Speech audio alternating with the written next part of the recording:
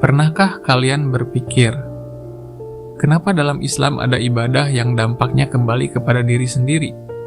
Sholat membuat kita lebih disiplin, puasa melatih pengendalian diri, zikir menenangkan hati. Tapi ketika berbicara tentang sedekah, Allah menggunakan bahasa yang berbeda.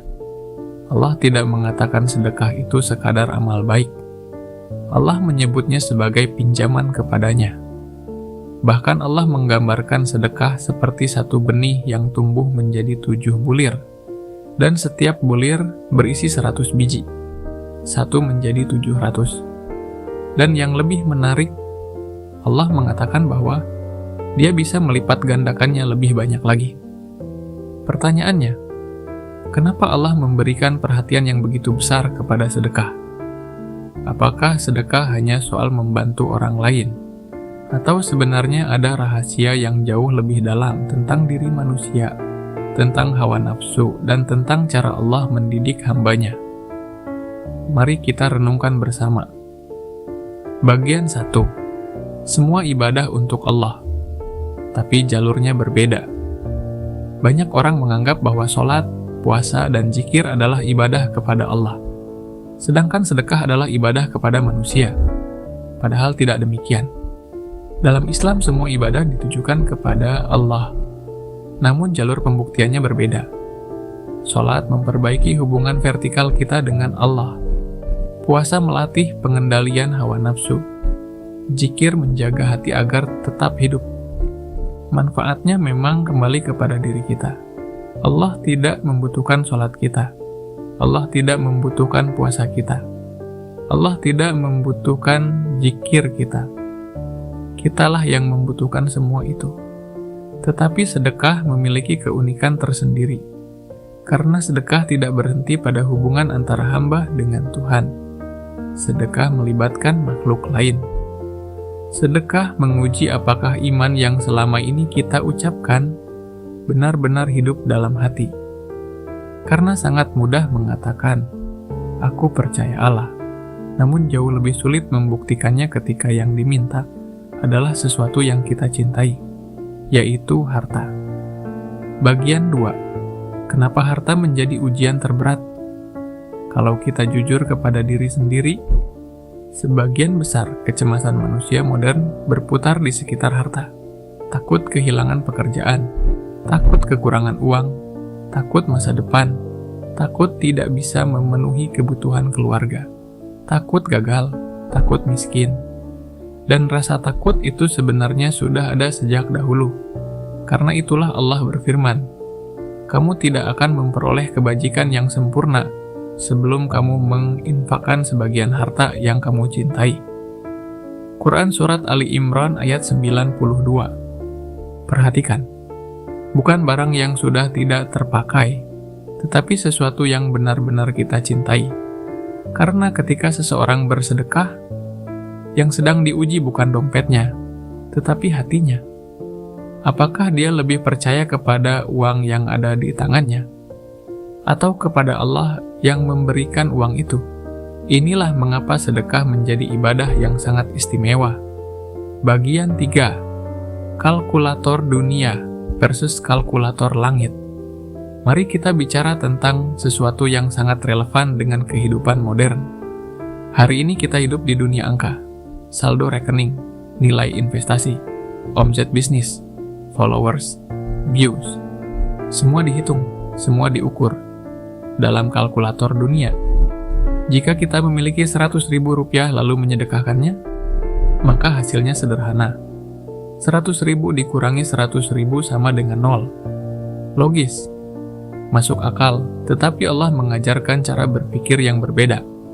Dalam surah Al-Baqarah ayat 261, Allah berfirman bahwa orang yang bersedekah seperti satu benih yang menumbuhkan 7 bulir, dan setiap bulir berisi 100 biji. Satu menjadi 700. Mengapa Allah menggunakan perumpamaan benih? Mengapa bukan emas? Mengapa bukan uang? Karena benih mengandung pesan yang sangat dalam. Ketika benih ditanam, secara kasat mata benih itu hilang. Ia masuk ke dalam tanah. Tidak terlihat lagi. tetapi justru pada saat itulah pertumbuhan dimulai. Begitu pula sedekah.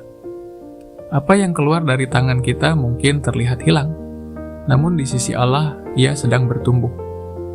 Bagian 4. Penyakit manusia. Ada satu penyakit yang sangat banyak menyerang manusia modern.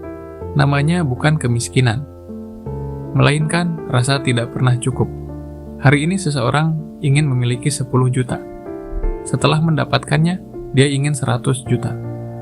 Lalu 1 miliar. Lalu 10 miliar, dan seterusnya.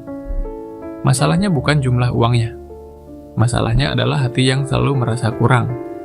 Dalam psikologi modern ada istilah scarcity mindset, pola pikir kelangkaan, yaitu keyakinan bahwa apapun yang kita miliki tidak akan pernah cukup.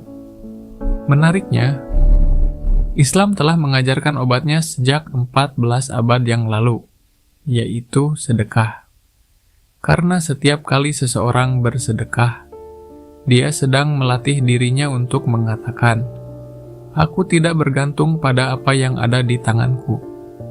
Aku bergantung kepada Allah." Sedekah menghancurkan keserakahan, menghancurkan ketakutan berlebihan, menghancurkan cinta dunia yang berlebihan, dan membebaskan hati dari perbudakan harta. Bagian 5. Balasan Allah. Seringkali tidak berbentuk uang. Ada kesalahan yang sering terjadi. Sebagian orang menganggap sedekah seperti transaksi bisnis. Sedekah 100.000. Menunggu balasan 1 juta.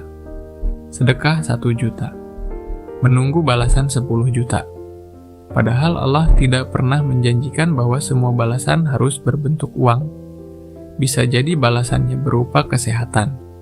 Bisa jadi berupa keluarga yang harmonis. Bisa jadi berupa ketenangan hati. Bisa jadi berupa perlindungan dari musibah yang tidak pernah kita ketahui. Bisa jadi berupa kemudahan dalam hidup.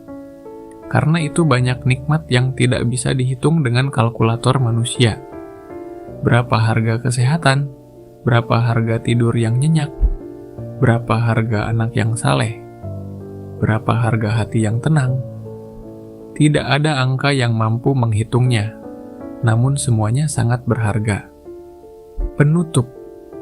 Mungkin inilah pelajaran terbesar dari sedekah. Allah sedang mengajari kita bahwa kehidupan tidak hanya diukur dengan angka. Dunia mengajarkan, semakin banyak yang kamu simpan, semakin aman hidupmu. Tetapi Allah mengajarkan, semakin kuat kepercayaanmu kepadanya, semakin tenang hidupmu. Karena pada akhirnya, yang kita simpan di dunia bisa hilang, bisa habis, bisa ditinggalkan. Namun apa yang diberikan karena Allah tidak akan pernah sia-sia. Maka ketika kita bersedekah, jangan berpikir bahwa kita sedang kehilangan. Mungkin justru saat itulah kita sedang menanam. Dan seperti benih yang tumbuh di dalam tanah, tidak semua hasilnya langsung terlihat.